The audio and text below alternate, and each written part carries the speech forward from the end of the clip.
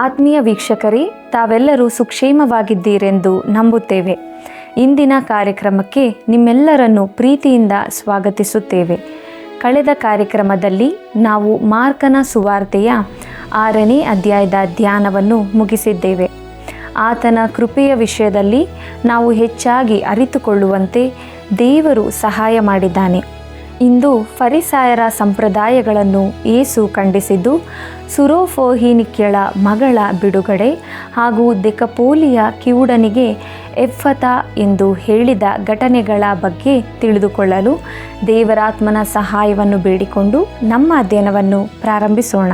ಪ್ರಿಯರೇ, ನೀವು ವೀಕ್ಷಿಸುತ್ತಿರುವ ಈ ಕಾರ್ಯಕ್ರಮವು ಕೇವಲ ಕ್ರೈಸ್ತರನ್ನು ಮಾತ್ರ ಉದ್ದೇಶಿಸಿ ಸಿದ್ಧಪಡಿಸಲಾಗಿದ್ದು, ಪವಿತ್ರ ಬೈಬಲಿನ ಬೋಧನೆಗಳ ಆಧಾರದ ಮೇಲೆ ನಂಬಿಕೆಯನ್ನು ಬಲಪಡಿಸಲು ಮತ್ತು ಆತ್ಮಿಕ ಬೆಳವಣಿಗೆಯನ್ನು ಪ್ರೋತ್ಸಾಹಿಸಲು ಇದನ್ನು ರೂಪಿಸಲಾಗಿದೆ. ಬೇರೆ ಯಾವುದೇ ಧರ್ಮ, ವಿಶ್ವಾಸ ಅಥವಾ ನಂಬಿಕೆಯನ್ನು ಟೀಕಿಸುವುದು, ವಿರೋಧಿಸುವುದು ಅಥವಾ ಕೀಳುಗಳೆಯುವುದು ನಮ್ಮ ಉದ್ದೇಶವಲ್ಲ. ನಾವು ಎಲ್ಲ ಧರ್ಮಗಳನ್ನು ಮತ್ತು ಸಮುದಾಯಗಳನ್ನು ಆಳವಾಗಿ ಗೌರವಿಸುತ್ತೇವೆ. ಈ ಕಾರ್ಯಕ್ರಮದಲ್ಲಿರುವ ಯಾವುದೇ ವಿಷಯವು ಯಾರ ಭಾವನೆಗಳಿಗೂ, ನಂಬಿಕೆಗಳಿಗೂ ಅಥವಾ ಸಿದ್ಧಾಂತಗಳಿಗೂ ನೋವುಂಟು ಮಾಡಲು, ದೂಷಿಸಲು ಅಥವಾ ಅಪಪ್ರಚಾರವೆಸಗಲು ಉದ್ದೇಶಿಸಿದ್ದಲ್ಲ ಎಂಬುದಾಗಿ ಈ ಮೂಲಕವಾಗಿ ತಿಳಿಸಲು ಬಯಸುತ್ತೇವೆ. ವಂದನೆಗಳು.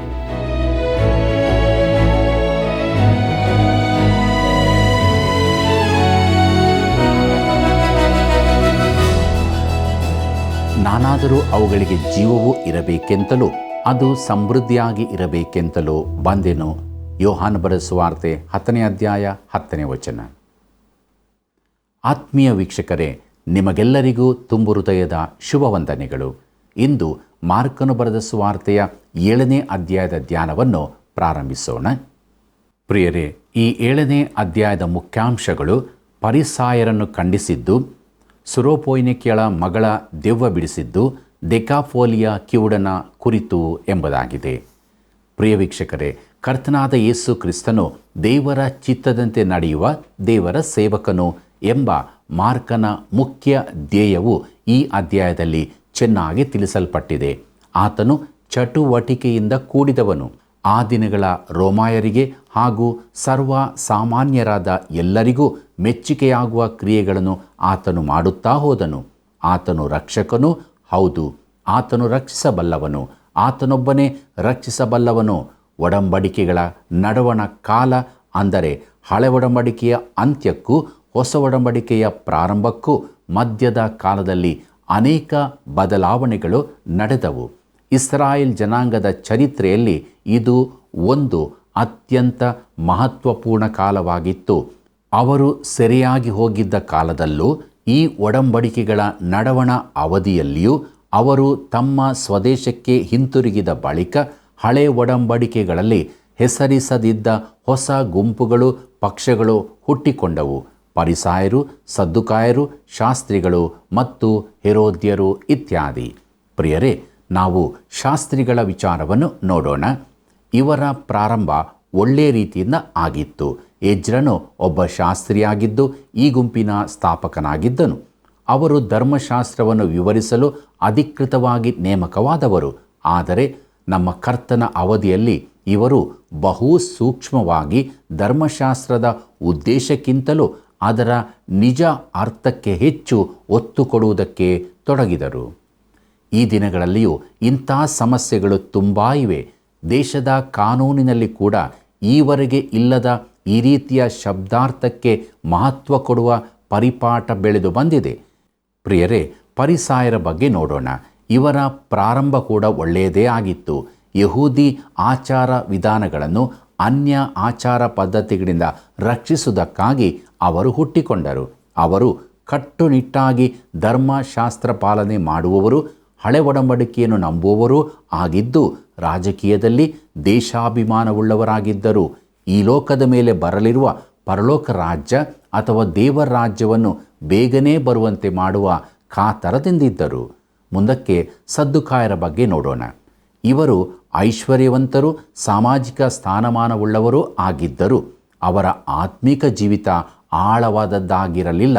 ಅವರು ಆಚಾರ ಪದ್ಧತಿಗಳನ್ನು ತೆಗೆದು ಹಾಕಬೇಕೆಂದಿದ್ದರು. ಅತಿ ಮಾನುಷವಾದದ್ದನ್ನು ಅವರು ಅಲ್ಲಗಳೆಯುತ್ತಿದ್ದರು. ಅದನ್ನು ಒಪ್ಪುತ್ತಿದ್ದ ಹಾಗೂ ಹಳೆ ಒಡಂಬಡಿಕೆಯನ್ನು ಅನುಸರಿಸುತ್ತಿದ್ದ ಫರಿಸಾಯರನ್ನು ಅವರು ವಿರೋಧಿಸುತ್ತಿದ್ದರು. ಅವರು ಗ್ರೀಕರಲ್ಲಿ ಎಪಿಕ್ಯೂರಿನರಿಗೆ ಸಮೀಪದವರಾಗಿದ್ದರು. ಮುಂದಕ್ಕೆ ಹೆರೋದ್ಯರು ಇವರ ವಿಚಾರವನ್ನು ನೋಡೋಣ. ಇವರು ರಾಜಕೀಯ ಅವಕಾಶವಾದಿಗಳಾಗಿ ಯೇಸುವಿನ ಕಾಲದಲ್ಲಿ ಹುಟ್ಟಿಕೊಂಡವರು. ಹೆರೋದನ ವಂಶಸ್ಥರು ಆಡಳಿತವನ್ನು ನಡೆಸುತ್ತಾ ಇರುವಂತೆ ನೋಡಿಕೊಳ್ಳುತ್ತಿದ್ದರು. ಈ ಹಿನ್ನೆಲೆಗಳನ್ನು ತಿಳಿದುಕೊಂಡರೆ ಮುಂದಿನ ಭಾಗಗಳನ್ನು ನಾವು ಸುಲಭವಾಗಿ ಅರ್ಥ ಮಾಡಿಕೊಳ್ಳಬಹುದು. ಮುಂದಕ್ಕೆ ನಾವು ಫರಿಸಾಯರನ್ನು ಖಂಡಿಸಿದ್ದು ಎಂಬ ವಿಚಾರವನ್ನು ನೋಡೋಣ. ಮಾರ್ಕನ ಬರೆದ ಸುವಾರ್ತೆ 7ನೇ ಅಧ್ಯಾಯ 1ನೇ ವಚನವನ್ನು ಗಮನಿಸಿರಿ. ತರುವಾಯ ಯೆರೂಸಲೇಮಿನಿಂದ ಬಂದಿದ್ದ ಫರಿಸಾಯರು ಶಾಸ್ತ್ರಿಗಳಲ್ಲಿ ಕೆಲವರು ಆತನ ಬಳಿಗೆ ಕೂಡಿ ಬಂದರು ಎಂಬುದಾಗಿ. ಪ್ರಿಯ ವೀಕ್ಷಕರೇ, ಯೇಸು ಸ್ವಾಮಿಯ ಪ್ರಭಾವವು ಇವರನ್ನು ಯೆರೂಸಲೇಮಿನಿಂದ ಅಲ್ಲಿಗೆ ಬರುವ ಹಾಗೆ ಮಾಡಿತು. ಆತನು ಗಲಿಲಾಯದಲ್ಲಿ ಸೇವೆ ಮಾಡುತ್ತಿದ್ದ ಸ್ಥಳಕ್ಕೆ ಅವರು ಬಂದರು. ಮುಂದೆ ಅವರು ಯೋರ್ದಾನ್ ಹೊಳೆಯನ್ನು ದಾಟಿ ದೆಕಪೋಲಿ ಅಂದರೆ 10 ಊರುಗಳ ಪ್ರದೇಶಕ್ಕೂ ಬರುತ್ತಾರೆ. ಮಾರ್ಕನ ಬರೆದ ಸುವಾರ್ತೆ 7ನೇ ಅಧ್ಯಾಯ 2ನೇ ವಚನದಿಂದ 4ನೇ ವಚನದವರೆಗೆ ನೋಡಿರಿ. ಫರಿಸಾಯರು ಯಹೂದ್ಯರೆಲ್ಲರೂ ಹಿರಿಯರಿಂದ ಬಂದ ಸಂಪ್ರದಾಯವನ್ನು ಹಿಡಿದು ತಮ್ಮ ಕೈಗಳನ್ನು ಚೆನ್ನಾಗಿ ತೊಳಕೊಳ್ಳದೆ ಆಹಾರ ತೆಗೆದುಕೊಳ್ಳುವುದಿಲ್ಲ ಮತ್ತು ಪೇಟೆಗೆ ಹೋಗಿ ಬಂದರೆ ನೀರನ್ನು ಪ್ರೋಕ್ಷಿಸಿಕೊಳ್ಳದೆ ಆಹಾರ ತೆಗೆದುಕೊಳ್ಳುವುದಿಲ್ಲ. ಇದಲ್ಲದೆ ಅವರಲ್ಲಿ ತಂಬಿಗೆ, ಬಟ್ಟಲು, ತಪ್ಪಲೆಗಳನ್ನು ಬೆಳಗಿ ತೊಳೆಯುವುದೇ ಮೊದಲಾದ ಅನೇಕಾಚಾರಗಳನ್ನು ನಡೆಸುವ ನೇಮವುಂಟು.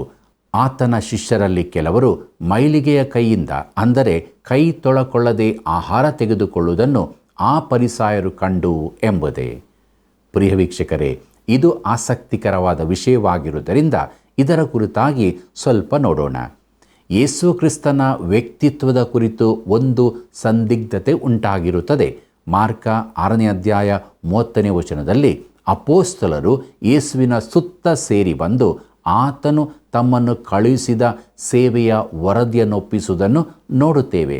ಅವರು ಹಿಂತಿರುಗಿ ಬಂದು ತಾವು ಮಾಡಿದ್ದೆಲ್ಲವನ್ನು ಆತನಿಗೆ ತಿಳಿಸಿದರು. ಈಗ ಫರಿಸಾಯರು ಶಾಸ್ತ್ರಿಗಳು ಆತನ ಸುತ್ತ ಸೇರಿ ಬರುತ್ತಾರೆ. ಯೇಸು ಹಾಗೂ ಆತನ ಹಿಂಬಾಲಕರಿಗೂ ಫರಿಸಾಯರು ಅವರ ಹಿಂಬಾಲಕರಿಗೂ ಒಂದು ಚರ್ಚೆ ಉಂಟಾಗುವುದು ಸಹಜವೇ. ಒಂದು ಗುಂಪಿನಲ್ಲಿ ಯೇಸುವಿನ ಸ್ನೇಹಿತರು ಹಿಂಬಾಲಕರು ಇದ್ದರು. ಇನ್ನೊಂದರಲ್ಲಿ ಆತನನ್ನು ನಾಶಪಡಿಸಲು ಹೊಂಚು ಹಾಕುತ್ತಿರುವ ವೈರಿಗಳಿದ್ದರು. ಯೇಸುವಿನ ಮೇಲೆ ಗೂಢಾಚಾರಿಕೆ ನಡೆಸಲು ಅವರು ಗಲಿಲಾಯಕ್ಕೆ ಕಳುಹಿಸಲ್ಪಟ್ಟವರಾಗಿದ್ದರು. ಯೇಸು ತಾನು ತನ್ನನ್ನು ಸಮರ್ಥಿಸಿಕೊಂಡ ರೀತಿ ಆತನ ದೈವತ್ವಕ್ಕೆ ಇನ್ನೊಂದು ಆಧಾರವಾಗಿದೆ. ಪ್ರಿಯ ವೀಕ್ಷಕರೇ, ಶಿಷ್ಯರು ಶಿಷ್ಟಾಚಾರವನ್ನು ಪಾಲಿಸುತ್ತಿಲ್ಲವೆಂದು ಮಾತ್ರ ಅವರ ಆಕ್ಷೇಪವಾಗಿರಲಿಲ್ಲ. ತಾವು ಕೈಕೊಳ್ಳುತ್ತಿದ್ದ ಹಳೆ ಒಡಂಬಡಿಕೆಯ ಆಚಾರಗಳನ್ನು ಕೈಕೊಳ್ಳುವಂತೆ ಶಿಷ್ಯರಿಗೆ ಯೇಸು ಹೇಳುತ್ತಿರಲಿಲ್ಲವೆಂಬುದೇ ಆಗಿತ್ತು. ದೇವರು ಶುದ್ಧಾಚಾರದ ಕುರಿತಾಗಿ ಇಸ್ರಾಯೇಲ್ಯರಿಗೆ ಹಲವು ನಿಯಮಗಳನ್ನು ಕೊಟ್ಟಿದ್ದನು. ಹಳೆ ಒಡಂಬಡಿಕೆಯ ಯಾಜಕಾಂಡ ಪುಸ್ತಕದಲ್ಲಿ ಈ ಕುರಿತಾದ ವಿವರವಾದ ಸಂಗತಿಗಳು ಕೊಡಲ್ಪಟ್ಟಿವೆ. ಅದು ಮುಖ್ಯವಾದದ್ದು. ಯಾಕಂದರೆ ಪರಿಶುದ್ಧ ದೇವರೊಂದಿಗೆ ಅನ್ಯೋನ್ಯತೆ ಹೊಂದಬೇಕಾಗಿದ್ದರೆ ಮೊದಲು ಪಾಪಿಯು ಶುದ್ಧನಾಗುವುದು ಅಗತ್ಯ ಎಂಬ ಪಾಠವನ್ನು ದೇವರು ಅವರಿಗೆ ಕಲಿಸಿದನು. ಆದರೆ ಫರಿಸಾಯರು ಮೋಶೆಯ ಧರ್ಮಶಾಸ್ತ್ರಕ್ಕೆ ತಮ್ಮದೇ ಆದ ಅರ್ಥಗಳನ್ನು ಕಲ್ಪಿಸಿಕೊಂಡು ಪಾಲಿಸುತ್ತಿದ್ದರು. ಮಾತ್ರವಲ್ಲ, ಈ ಸಂಪ್ರದಾಯಗಳನ್ನು ಧರ್ಮಶಾಸ್ತ್ರದ ನಿಯಮಗಳೊಂದಿಗೆ ಮೋಶೆಯು ಕೊಟ್ಟನೆಂದು ಹೇಳಿಕೊಂಡರು. ಕಾಲಕ್ರಮೇಣ ಈ ಸಂಪ್ರದಾಯಗಳೇ ಧರ್ಮಶಾಸ್ತ್ರದ ನಿಜ ಅರ್ಥವಾಗಿ ಧರ್ಮಶಾಸ್ತ್ರದ ಮೂಲ ಉದ್ದೇಶಗಳಿಂದ ತುಂಬ ದೂರವೇ ಹೋಯಿತು. ಪ್ರಿಯ ವೀಕ್ಷಕರೇ, ನಮ್ಮ ಅಧ್ಯಯನದ ಭಾಗದಲ್ಲಿ ಕೆಲವು ಸಂಪ್ರದಾಯಗಳನ್ನು ವಿವರವಾಗಿ ಕೊಟ್ಟಿದೆ. ಅವರು ಬಹು ಜಾಗರೂಕತೆಯಿಂದ ತಮ್ಮ ತಂಬಿಗೆ, ಬಟ್ಟಲು, ತಪ್ಪಲೆಗಳನ್ನು, ಊಟದ ಮೇಜನ್ನು ಶುದ್ಧ ಮಾಡುತ್ತಿದ್ದರು. ಇದೆಲ್ಲವೂ ಒಂದು ಹೊರೆಯಾಗಿತ್ತು ಮತ್ತು ಎಲ್ಲವೂ ಬಾಹ್ಯ ಆಚಾರವಾಗಿತ್ತು. ಇಲ್ಲಿ ತೊಳೆಯುವುದು ಎಂಬುದಕ್ಕೆ ಉಪಯೋಗಿಸಲ್ಪಟ್ಟ ಮೂಲ ಪದದ ಅರ್ಥ ದೀಕ್ಷಾಸ್ನಾನ ಎಂದಾಗುತ್ತದೆ. ಅವರು ತಮ್ಮ ಎಲ್ಲ ಪಾತ್ರೆಗಳಿಗೆ ನೀರನ್ನು ಪ್ರೋಕ್ಷಿಸುತ್ತಿದ್ದರು. ಸ್ನೇಹಿತರೆ, ಇದು ಅತಿಯಾದ ಧಾರ್ಮಿಕತೆಯಾಗಿದೆ. ಈ ರೀತಿ ಅತಿಯಾಗಿ ಸಂಪ್ರದಾಯಗಳನ್ನು ಪಾಲಿಸಿದರೆ ಅದರ ಮೂಲ ಉದ್ದೇಶವನ್ನೇ ನಾವು ಮರೆಯುತ್ತೇವೆ.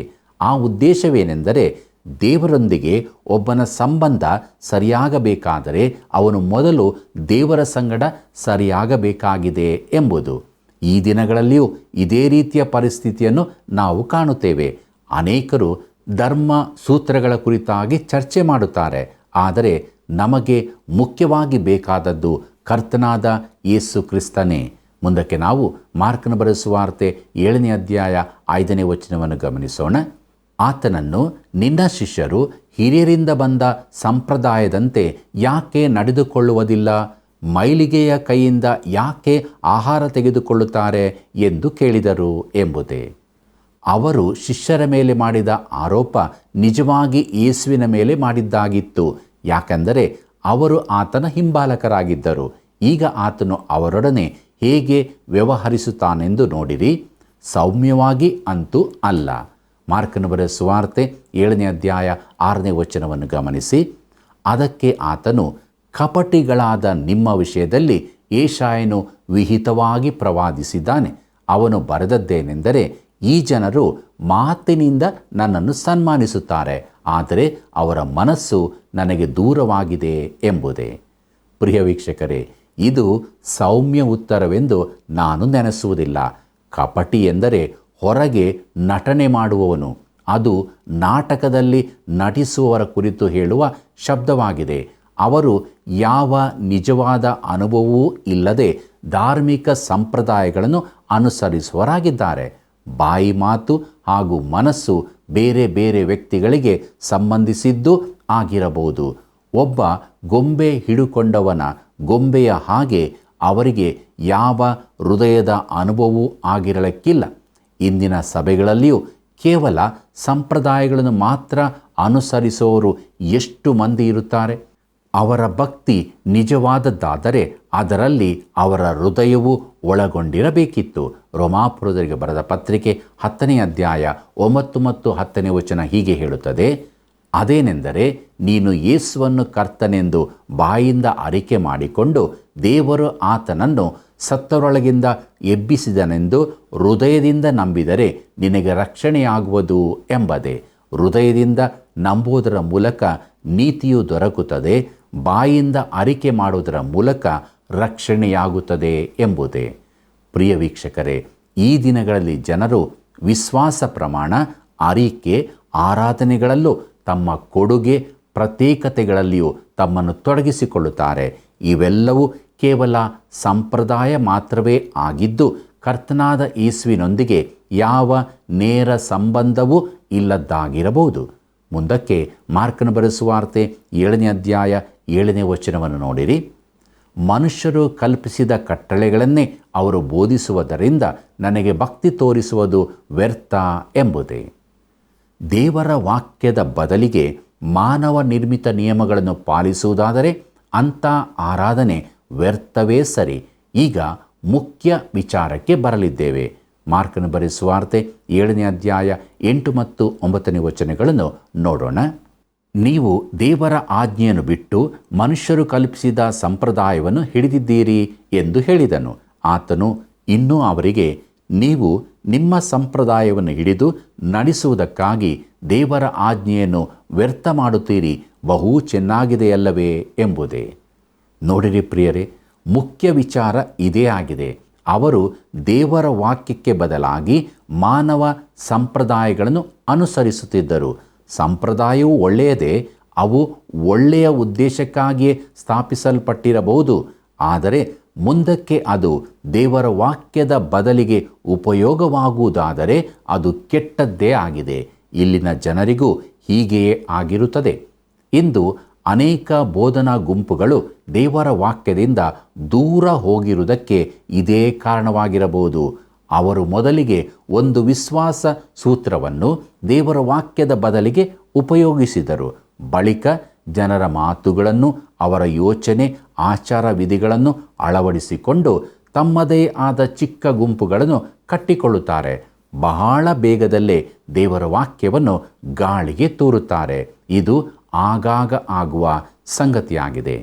ಮುಂದಕ್ಕೆ ನೋಡಿರಿ, ಮಾರ್ಕನ ಬರೆದ ಸುವಾರ್ತೆ 7ನೇ ಅಧ್ಯಾಯ 10 ಮತ್ತು 11ನೇ ವಚನವನ್ನು. ತಂದೆ ತಾಯಿಗಳನ್ನು ಸನ್ಮಾನಿಸಬೇಕೆಂತಲೂ ತಂದೆಯನ್ನಾಗಲಿ ತಾಯಿಯನ್ನಾಗಲಿ ದೂಷಿಸುವವನಿಗೆ ಮರಣದಂಡನೆ ಆಗಬೇಕೆಂತಲೂ ಮೋಶೆಯು ಹೇಳಿದ್ದಾನೆ.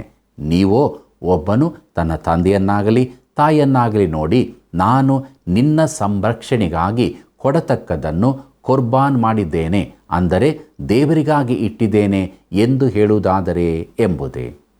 ಪ್ರಿಯರೇ, ಅವರು ಮಾಡುತ್ತಿದ್ದ ಸಂಗತಿಗಳ ಒಂದು ಉದಾಹರಣೆಯನ್ನು ಕೊಡುತ್ತಾನೆ.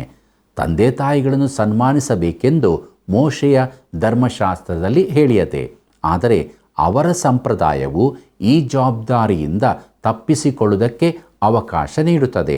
ಅದೇನೆಂದರೆ, ತಂದೆ ತಾಯಿಗಳು ಪ್ರಾಯಸ್ಥರಾಗಿ ಸಹಾಯದ ಅಗತ್ಯತೆಯಲ್ಲಿರುವಾಗ ಮಗನು ತನ್ನ ಆಸ್ತಿಯನ್ನು ದೇವಾಲಯದ ಯಾಜಕನಿಗೆ ಒಪ್ಪಿಸಬಹುದು.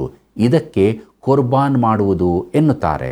ಆ ಮಗನು ಮರಣ ಹೊಂದಿದರೆ ಅವನ ಆಸ್ತಿಯೆಲ್ಲವೂ ದೇವಾಲಯಕ್ಕೆ ಸೇರುತ್ತದೆ. ಆತನು ತನ್ನ ಹೆತ್ತವರ ಕಡೆಗಿನ ಜವಾಬ್ದಾರಿಯಿಂದ ಮುಕ್ತನಾಗುತ್ತಾನೆ. ಮುಂದಕ್ಕೆ ನಾವು ಮಾರ್ಕನ ಬರೆದ ಸುವಾರ್ತೆ 7ನೇ ಅಧ್ಯಾಯ 12 ಮತ್ತು 13ನೇ ವಚನವನ್ನು ನೋಡೋಣ. ಅವನು ತನ್ನ ತಂದೆಗಾಗಲಿ ತಾಯಿಗಾಗಲಿ ಇನ್ನೇನು ಮಾಡಬಾರದೆಂದು ಹೇಳುತ್ತೀರಿ. ಹೀಗೆ ನೀವು ಕಲಿಸುತ್ತಾ ಬಂದಿರುವ ಸಂಪ್ರದಾಯದಿಂದ ದೇವರ ವಾಕ್ಯವನ್ನು ನಿರಾರ್ಥಕ ಮಾಡುತ್ತೀರಿ ಮತ್ತು ಇಂಥ ಕಾರ್ಯಗಳನ್ನು ಇನ್ನೂ ಎಷ್ಟೋ ಮಾಡುತ್ತೀರಿ ಎಂದು ಹೇಳಿದನು ಎಂಬುದೇ. ಪ್ರಿಯ ವೀಕ್ಷಕರೇ, ಈ ಸಂಪ್ರದಾಯವು ಹಾನಿಕರವಾಗಿದ್ದು ತಂದೆ ತಾಯಿಗಳನ್ನು ಸನ್ಮಾನಿಸಬೇಕೆಂಬ ದೇವರ ನಿಯಮಕ್ಕೆ ಸರಿ ವಿರುದ್ಧವಾಗಿರುತ್ತದೆ ಎಂದು ಆತನು ಹೇಳುತ್ತಾನೆ. ಆತನು ಈ ವಿಚಾರವಾಗಿ ಇನ್ನೂ ಆಳಕ್ಕೆ ಹೋಗುವುದನ್ನು ನೋಡುತ್ತೇವೆ. ಮಾರ್ಕನ ಬರೆದ ಸುವಾರ್ತೆ 7ನೇ ಅಧ್ಯಾಯ 14 ಮತ್ತು 15ನೇ ವಚನವನ್ನು ನೋಡಿರಿ. ಆಮೇಲೆ ಯೇಸು ಜನರ ಗುಂಪನ್ನು ತಿರುಗಿ ಹತ್ತಿರಕ್ಕೆ ಕರೆದು ಅವರಿಗೆ, ಎಲ್ಲರೂ ಕಿವಿಗೊಟ್ಟು ನನ್ನ ಮಾತನ್ನು ಕೇಳಿರಿ, ತಿಳುಕೊಳ್ಳಿರಿ. ಹೊರಗಿನಿಂದ ಮನುಷ್ಯನೊಳಕ್ಕೆ ಹೋಗಿ ಅವನನ್ನು ಹೊಲೆ ಮಾಡತಕ್ಕಂಥದ್ದು ಒಂದೂ ಇಲ್ಲ, ಆದರೆ ಮನುಷ್ಯನೊಳಗಿಂದ ಹೊರಡುವವುಗಳೇ ಮನುಷ್ಯನನ್ನು ಹೊಲೆ ಮಾಡುವಂಥವುಗಳಾಗಿವೆ ಎಂದು ಹೇಳಿದನು ಎಂಬುದೇ. ಪ್ರಿಯ ವೀಕ್ಷಕರೇ, ಬಾಹ್ಯ ಸಂಗತಿಗಳಿಗೂ ಆಂತರ್ಯದ ಸಂಗತಿಗಳಿಗೂ ಇರುವ ವ್ಯತ್ಯಾಸವನ್ನು ಆತನು ಇಲ್ಲಿ ತಿಳಿಸುತ್ತಿದ್ದಾನೆ ಮತ್ತು ನಿಜವಾದದ್ದು ಯಾವುದು ಎಂಬುದಾಗಿ ಹೇಳುತ್ತಿದ್ದಾನೆ. ಧರ್ಮವೆಂದರೆ ನಾವು ಮುಲಾಮಿನಂತೆ ಬೇಕಾದಾಗ ಮಾತ್ರ ಹಚ್ಚಿಕೊಳ್ಳುವ ಸಂಗತಿಯಲ್ಲ, ಬೇಕಾದರೆ ತಿನ್ನುವ, ಬೇಡವಾದರೆ ಬಿಡುವ ವಸ್ತುವಲ್ಲ. ಆತನು ಬಳಿಕ ಮನೆಯೊಳಕ್ಕೆ ಹೋದನು ಮತ್ತು ಆತನ ಶಿಷ್ಯರು ಆತನ ಬಳಿಗೆ ಬಂದು ಆ ಸಾಮ್ಯದ ಅರ್ಥವೇನೆಂದು ಕೇಳಿದರು. ಮಾರ್ಕನ ಬರೆದ ಸುವಾರ್ತೆ 7ನೇ ಅಧ್ಯಾಯ 18ನೇ ವಚನದಿಂದ 23ನೇ ವಚನದವರೆಗೆ ನೋಡಿರಿ. ಆತನು ಅವರಿಗೆ, ನಿಮಗೂ ಅಷ್ಟೂ ಬುದ್ಧಿ ಇಲ್ಲವೇ? ಹೊರಗಿನಿಂದ ಮನುಷ್ಯನೊಳಕ್ಕೆ ಹೋಗುವಂತಾದು ಅವನ ಹೃದಯದೊಳಕ್ಕೆ ಸೇರದೆ ಹೊಟ್ಟೆಯಲ್ಲಿ ಸೇರಿ ಬಹಿರ್ದೇಶಕ್ಕೆ ಹೋಗುವುದರಿಂದ ಅವನನ್ನು ಹೊಲೆ ಮಾಡಲಾರದೆಂದು ನಿಮಗೆ ತಿಳಿಯಲಿಲ್ಲವೋ ಎಂದು ಹೇಳಿದನು. ಹೀಗೆ ಹೇಳಿದ್ದರಿಂದ ತಿನ್ನುವ ಪದಾರ್ಥಗಳೆಲ್ಲ ಶುದ್ಧವೆಂದು ಸೂಚಿಸಿದನು. ಆತನು ಇನ್ನೂ, ಮನುಷ್ಯನೊಳಗಿಂದ ಹೊರಡುವಂತಾದೇ ಮನುಷ್ಯನನ್ನು ಹೊಲೆ ಮಾಡುವುದು ಒಳಗಿನಿಂದ, ಅಂದರೆ ಮನುಷ್ಯರ ಮನಸ್ಸಿನೊಳಗಿಂದ ಸೂಳೆಗಾರಿಕೆ, ಕಳ್ಳತನ, ಕೊಲೆ, ಆದರ, ದ್ರವ್ಯಾಶೆ, ಕೆಡುಕತನ, ಮೋಸ, ಬಂಡತನ, ಹೊಟ್ಟೆಕಿಚ್ಚು, ಬೈಗಳು, ಸೊಕ್ಕು, ಬುದ್ಧಿಗೇಡಿತನ ಇವೇ ಮೊದಲಾದವುಗಳ ಕೆಟ್ಟ ಆಲೋಚನೆಗಳು ಹೊರಡುತ್ತವೆ. ಈ ಕೆಟ್ಟ ವಿಷಯಗಳೆಲ್ಲ ಒಳಗಿನಿಂದ ಹೊರಟು ಮನುಷ್ಯನನ್ನು ಹೊಲೆ ಮಾಡುತ್ತವೆ ಅಂತನು ಎಂಬುದೇ. ಪ್ರಿಯ ವೀಕ್ಷಕರೇ, ಮನುಷ್ಯನ ಮನಸ್ಸಿನೊಳಗಿಂದ ಹೊರಡುವಂತಾದು ಯಾವುದೆಂದು ನೋಡುವ. ನೀವು ಇಂದಿನ ವೃತ್ತಪತ್ರಿಕೆಯನ್ನು ನೋಡಿದರೆ ಅದು ಯಾವ ಊರಿನದ್ದೇ ಆಗಿರಲಿ, ಅದರಲ್ಲಿ ಕಳೆದ 24 ತಾಸುಗಳಲ್ಲಿ ಈ ಕೆಳಗಿನ ಸಂಗತಿಗಳೇ ಮನುಷ್ಯನೊಳಗಿಂದ ಹೊರಟು ಬಂದಿರುತ್ತವೆ ಎಂಬುದನ್ನು ಕಾಣಬಹುದು.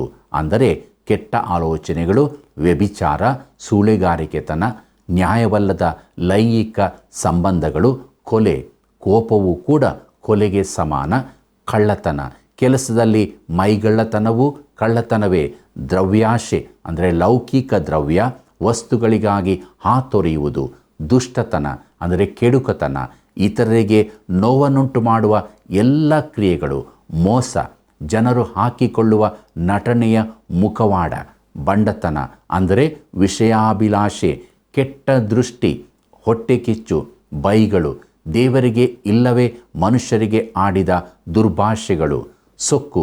ದೇವರು ಇದನ್ನು ಎಲ್ಲಕ್ಕಿಂತ ಹೆಚ್ಚಾಗಿ ದ್ವೇಷಿಸ್ತಾನೆ. ಬುದ್ಧಿಗೇಡಿತನ, ಜನರನ್ನಾಗಲಿ ದೇವರನ್ನಾಗಲಿ ಲಕ್ಷ್ಯ ಮಾಡದೆ ವರ್ತಿಸುವುದು, ಇವೆಲ್ಲವೂ ಮನುಷ್ಯನ ಹೃದಯದೊಳಗಿಂದ ಹೊರಟು ಬರುತ್ತವೆ. ಆದ್ದರಿಂದಲೇ ಯೇಸು ನೀನು ತಿರುಗಿ ಹುಟ್ಟಬೇಕು ಎಂದು ನಿಕೋದೇಮನಿಗೆ ಹೇಳಿದ್ದು. ಮುಂದಕ್ಕೆ ನಾವು ಸುರಾಪೊಯ್ನಿಕೇಳ ದೆವ್ವ ಪೀಡಿತ ಮಗಳು ಎಂಬ ವಿಚಾರವನ್ನು ನೋಡೋಣ. ಮಾರ್ಕನು ಬರೆದ ಸುವಾರ್ತೆ 7ನೇ ಅಧ್ಯಾಯ 24ನೇ ವಚನದಿಂದ 30ನೇ ವಚನದವರೆಗೆ ನೋಡಿರಿ.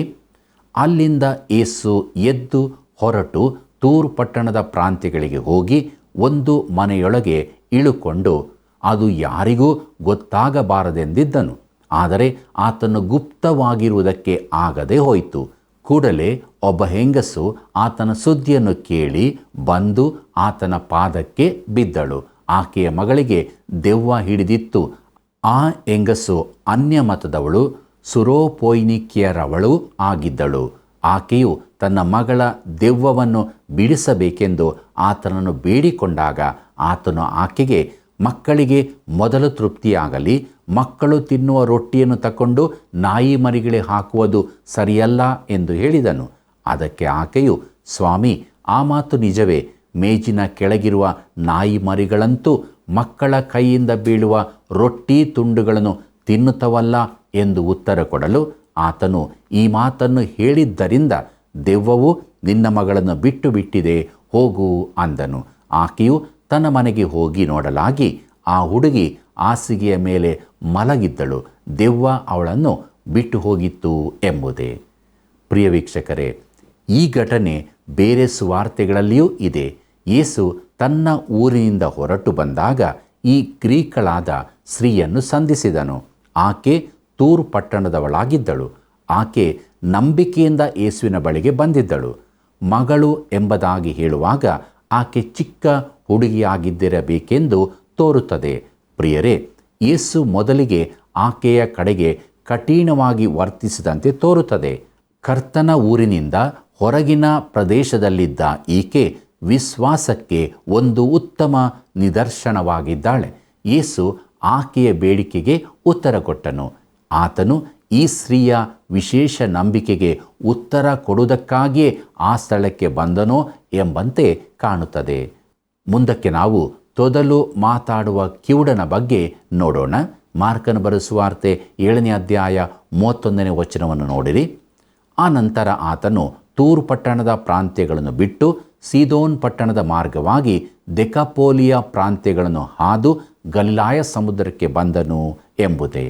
ಪ್ರಿಯರೇ, ಯೇಸು ತೂರ್ ಸೀದೋನ್ ಪಟ್ಟಣಗಳನ್ನು ಹಾದು ಗಲಿಲಾಯ ಸಮುದ್ರಕ್ಕೆ ಹೋಗುವ ದಾರಿಯಲ್ಲಿ ದೆಕಪೋಲಿಗೆ ಬಂದನು.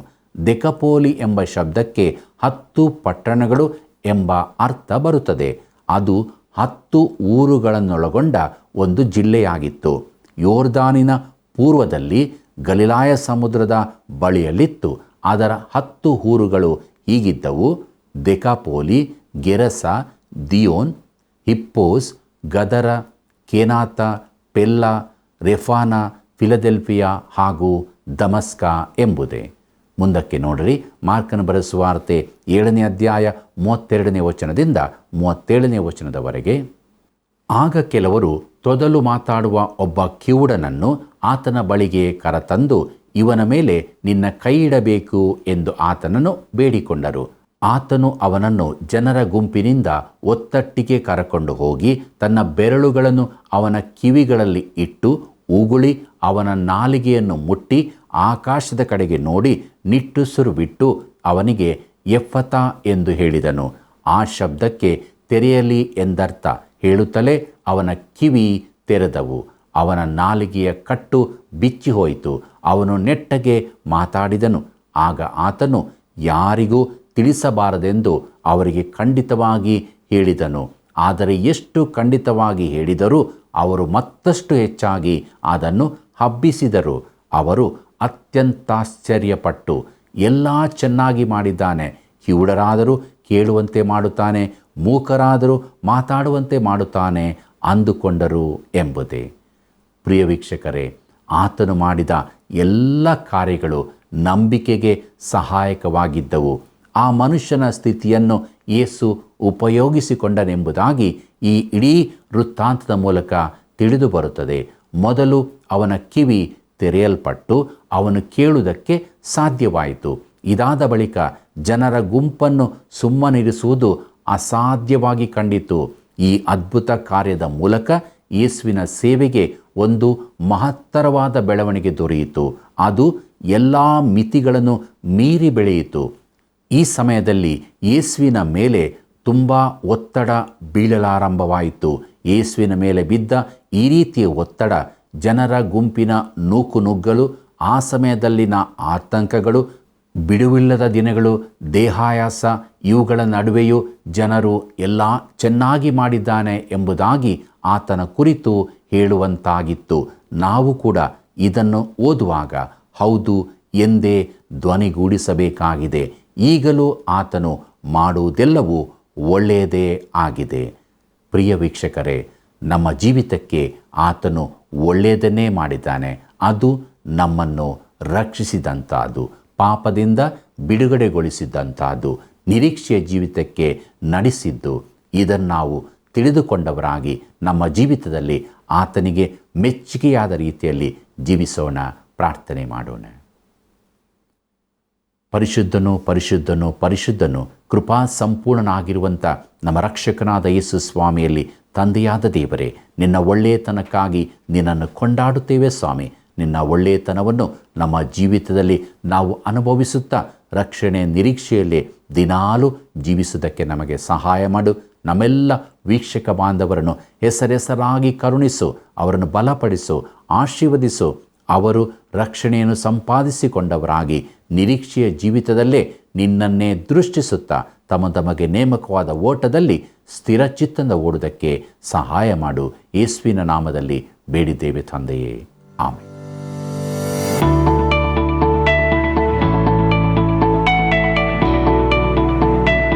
ಇಂದಿನ ಅಧ್ಯಾಯದಿಂದ ಒಂದು ಪ್ರಶ್ನೆ. ದೆಕಪೋಲಿ ಎಂಬ ಶಬ್ದದ ಅರ್ಥವೇನು? ದೆಕಪೋಲಿ ಎಂಬ ಶಬ್ದದ ಅರ್ಥವೇನು?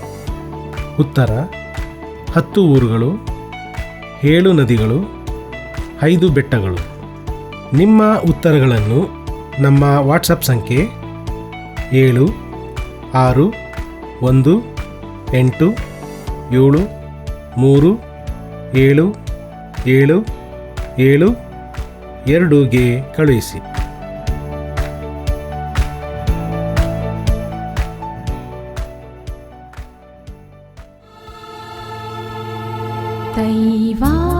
ದೈವಾನ್ವೇಷಣೆ ದೈವಾನ್ವೇಷಣೆ,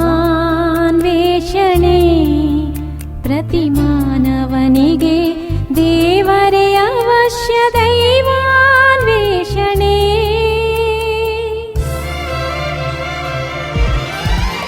ದೈವಾನ್ವೇಷಣೆ ದೈವಾನ್ವೇಷಣೆ ದೈವಾನ್ವೇಷಣೆ. ಪ್ರಿಯರೇ, ಇಂದಿನ ಅಧ್ಯಯನದಲ್ಲಿ ನಾವು ತಿಳಿದುಕೊಂಡ ಸತ್ಯವನ್ನು ಒಂದೇ ಮಾತಿನಲ್ಲಿ ಹೇಳುವುದಾದರೆ, ಜನರು ಆತನ ಕುರಿತು ಹೇಳಿದ ಆ ಮಾತೆ ನಮ್ಮ ಸಾಕ್ಷಿಯೂ ಆಗಿರಬೇಕು. ಆ ಮಾತೇನೆಂದರೆ, ಎಲ್ಲ ಚೆನ್ನಾಗಿ ಮಾಡಿದ್ದಾನೆ ಎಂಬುದೇ. ಇಂದಿಗೂ ಆತನು ಮಾಡುವುದೆಲ್ಲವೂ ಒಳ್ಳೆಯದೇ ಆಗಿದೆ. ಆತ್ಮೀಯ ಮಿತ್ರರೇ, ಇಲ್ಲಿಯವರೆಗೆ ನೀವು ಕರೆ ಮಾಡದೇ ಇರುವುದಾದರೆ ಈಗ ನಿಮ್ಮ ಸಮಯ.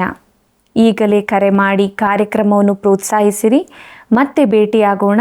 ವಂದನೆಗಳು. ಈ ಕಾರ್ಯಕ್ರಮ ನಿಮಗೆ ಇಷ್ಟವಾಯಿತೆ? ಈಗಲೇ ಒಂದು ಮಿಸ್ಡ್ ಕಾಲ್ ಕೊಡಿರಿ. ಮುಂದಿನ ವಿಜೇತರು ನೀವಾಗಿರಬಹುದು.